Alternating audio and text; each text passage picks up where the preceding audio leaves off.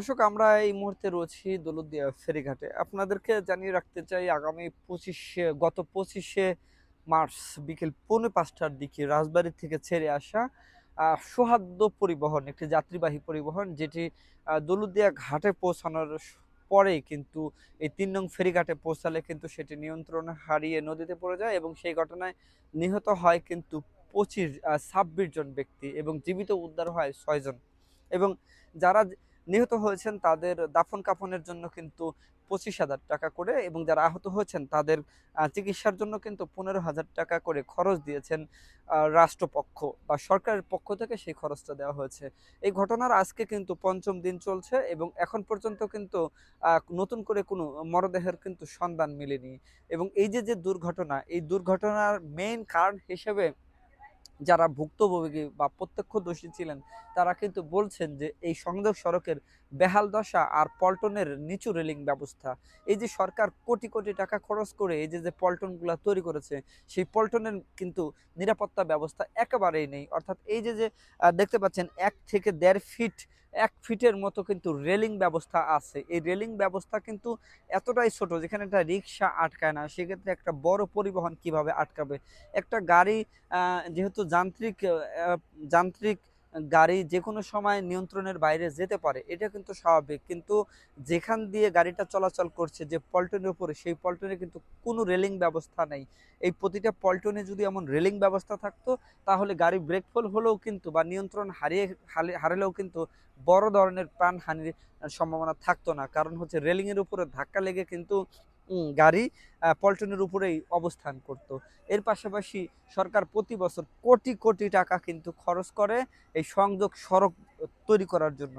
এই বিআইডব্লিউটি এর যারা কর্মকর্তা রয়েছে তারা কিন্তু এই সংযোগ সড়ক তৈরির নামে কি করেন আল্লাহই জানে। তারা নতুন নতুন নতুন তো সংযোগ সড়ক তৈরি করেন না, এবং নামবারবিহীন পুরাতন যে ইট এবং লামসাম কাজ করে কিন্তু তারা সরকারি টাকা কি করেন আল্লাহই জানে। যার কারণে কিন্তু প্রতি বছর এই দৌলতদিয়া পাটুরিয়া নৌ রুটের কিন্তু প্রত্যেকটা জায়গায় কিন্তু এরকম দুর্ঘটনা ঘটছে। এবং গত 25শে জানুয়ারি কিন্তু এমনই একটা ঘটনা ঘটেছে। এর আগে কিন্তু আপনি শুনেছেন যে একটা পড়ছিল, গাড়ি পড়ছিল। এই যে যেই ঘটনায় কিন্তু আজকে যে সমস্ত তাজা প্রাণগুলো চলে গেছে, এই এক একটা 26টা প্রাণ মানে হচ্ছে 26টা পরিবার কিন্তু আজকে ধ্বংস হয়েছে। কেউ হারিয়েছে এই দুর্ঘটনায়, কেউ হারিয়েছে বাবা, কেউ হারিয়েছে মা, অথবা এমনও আছে যে কেউ সপরিবারে কিন্তু এই ঘটনায় তারা মারা গেছেন। এই যে যে একটা দুর্ঘটনা, এই দায়ভার কে নিবে?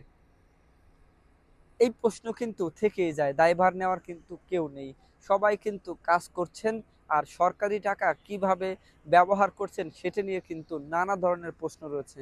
সরকার কোটি কোটি টাকা ইনভেস্ট করে, আর প্রতি বছরের এই যে যে ব্রিটিশ আমলের যে পুরাতন পল্টন, সেই পল্টন ব্যবহার করছে, যে পল্টনের কোনো রেলিং ব্যবস্থা নেই। এর পাশাপাশি আপনাকে বলি, আজকে পঞ্চম দিনের যে উদ্ধার অভিযান, এই পঞ্চম দিনের উদ্ধার অভিযানটা কিন্তু এইখান যে স্থানে দুর্ঘটনাটা ঘটেছে এর থেকে 5 কিলোমিটার উভয় পাশে কিন্তু 10 কিলোমিটার এলাকা জুড়ে কিন্তু এই উদ্ধার অভিযান চলছে।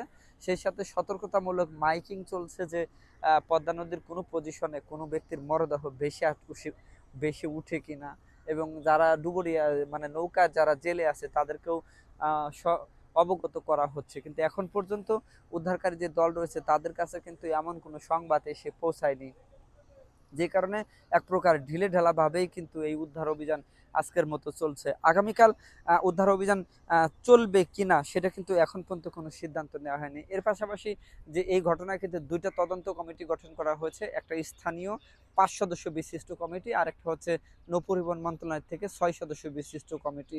নৌপরিবহন মন্ত্রণালয় থেকে যে 6 সদস্য বিশিষ্ট কমিটি গঠন করা হয়েছে তার প্রধান হচ্ছে নৌপরিবহন মন্ত্রণালয়ের অতিরিক্ত সচিব মহিদুল ইসলাম। উনি কিন্তু এই ঘটনা স্থলে এসেছেন এবং বিভিন্ন বিষয় কিন্তু অনুসন্ধান করছেন, দুর্ঘটনার কারণ অনুসন্ধান করার চেষ্টা করছেন। এখন ছিল এ পর্যন্ত আমার কাছে সর্বশেষ।